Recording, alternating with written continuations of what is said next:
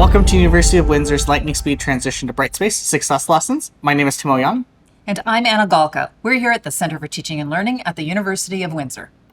We have just completed a very speedy transition to Brightspace. That's surprisingly gone very well, and we are here to share some of the lessons learned of what worked. University successfully transitioned to Brightspace in January of 2023. UWindsor is currently using Brightspace with over 1,000 sections active.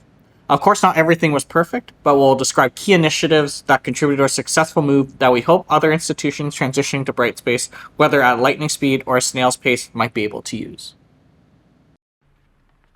So let's set the scene.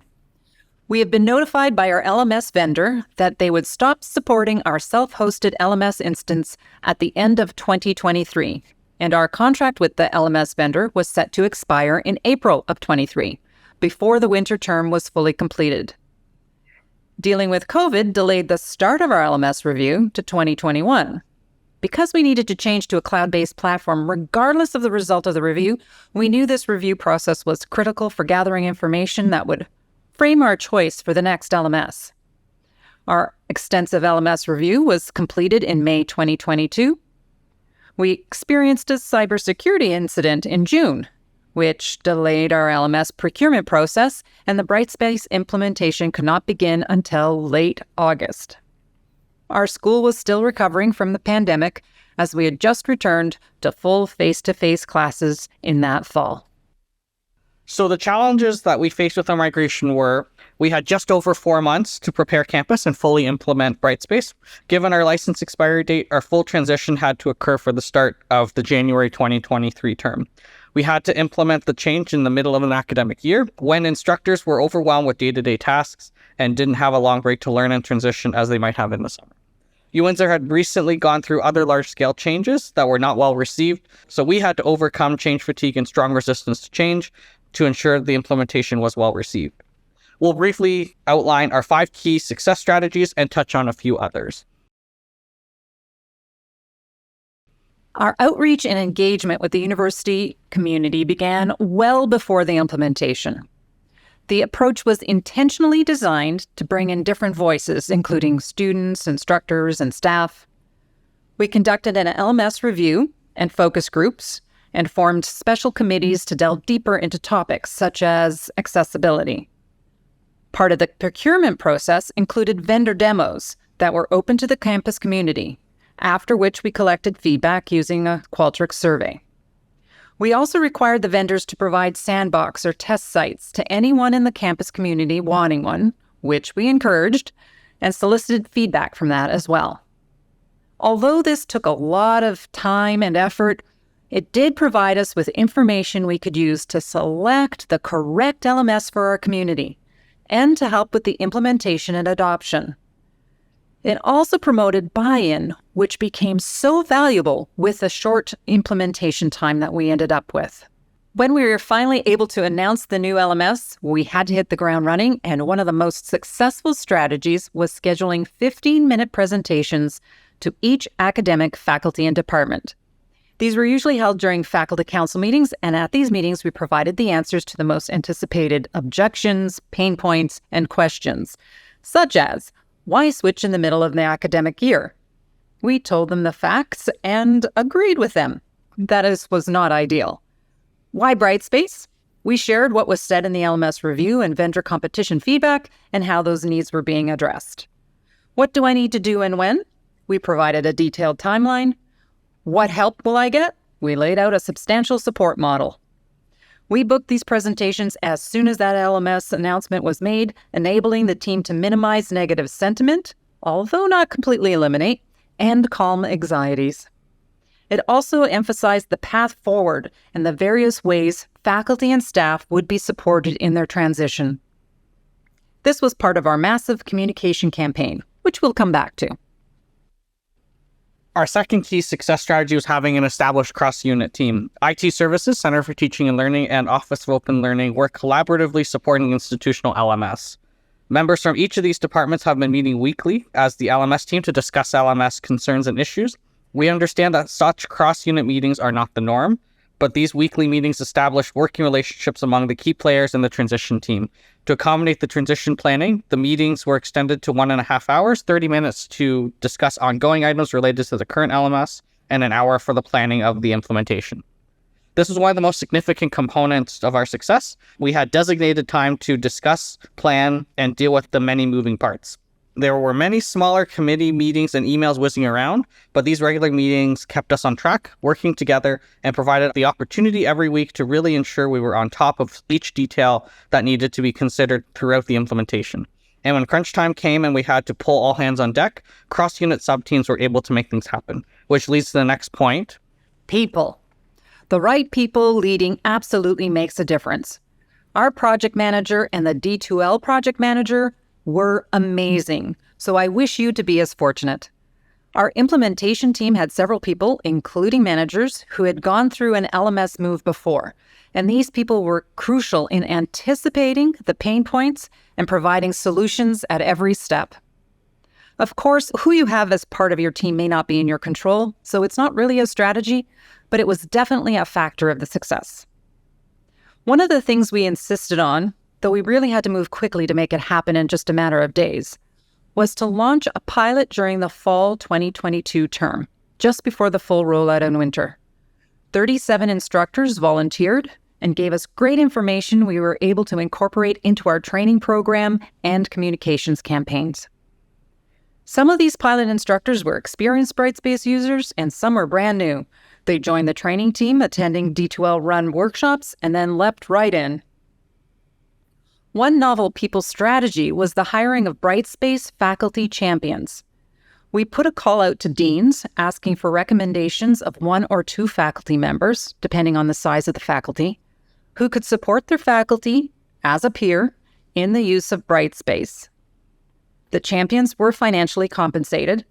These people were utilized by their colleagues for questions and help, providing drop-in opportunities, workshops, consultations. They emailed tips, whatever worked for their faculty members. They also provided a conduit between the LMS implementation team and their faculty members. It was another visible support provided to the faculties specifically for the individual faculties. One other key people strategy was the hiring of student employees.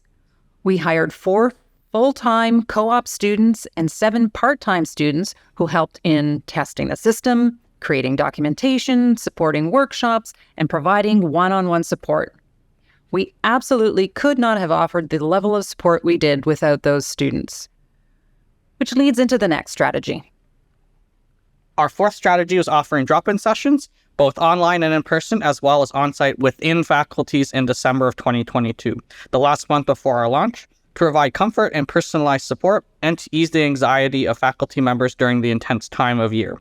These drop-ins were staffed by specially trained students and supported by full-time staff. Virtual drop-ins were also offered during the Christmas holiday and extended during the start of the term to ease the transition. These drop-ins allowed faculty quick access to knowledgeable staff without the need to submit a ticket and wait for a response, and to ask their questions in a safe and comfortable manner. People continue to take advantage of the drop-in service, and the feedback received has been overwhelmingly positive. As mentioned, an extensive communication campaign was planned, so we were ready to get a positive message out quickly. For us, there was what felt like an enormous amount of time when the team knew the selection of the new LMS, but we couldn't say or do anything publicly because of the confidential nature of the procurement process. Under non-disclosure agreements, we went to work planning everything we could possibly plan before the contract was signed, so the very hour that that contract was signed, our communication campaign began. This ensured our carefully crafted positive message was the one that made it into the world before someone's random tweet. We had at the ready a press release, the emails that needed to go out in the order they needed to go out, all pre-approved, an internal news article, and social media posts. The campaign continued in a very intensive, collaborative way throughout the implementation, involving IT services, Center for Teaching and Learning, the Office of Open Learning, and faculty representatives. We also had some fun ways of getting the message out, particularly to students. We gave out free cookies with a Brightspace sticker on the wrapper. We handed out bookmarks with Most important links, we took Morris the D2L Moose around campus with our school's mascot in an Instagram takeover campaign and involved students in the organizing and executing of these awareness campaigns. And finally, every communication was documented in a running list on a public website. This is one of those things that wise veterans encouraged us to create, so when people say, "But I didn't know," we had a link to share with proof that we did everything we possibly could to communicate with them. Some of the other strategies we use to facilitate a successful transition to Brightspace include curating the resources of D2L for our website resources. We found we didn't need to create new resources. Googling found the answer to most questions, but the curation was important to help direct people to the resources that were most useful to our instance. This allowed us to concentrate on what was missing, particularly customizations and communications. In the 4-month period, 84 workshops, including faculty-specific workshops, were attended in person or online at various times throughout the day.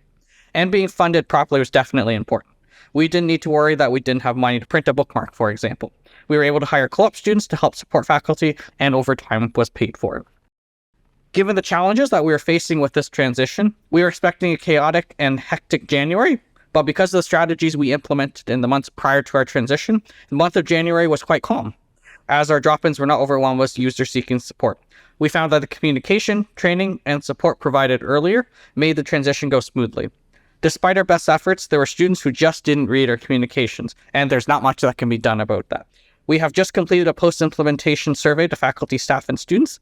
Although we didn't have time to receive ethics approval to share data with you, we can say that people were overall satisfied with the implementation and rollout. That was a very quick summary of the key initiatives that ensured a successful launch of Brightspace on a short timeline in the middle of the academic year at the University of Windsor. Some main points to remember when transitioning to a new LMS include engaging your stakeholders early in the LMS review process, develop relationships and contacts within faculties and departments, and create a structure for interdepartment collaboration. Make sure you have people with experience and use that experience, whether it is your team, in the faculties, or with student employees.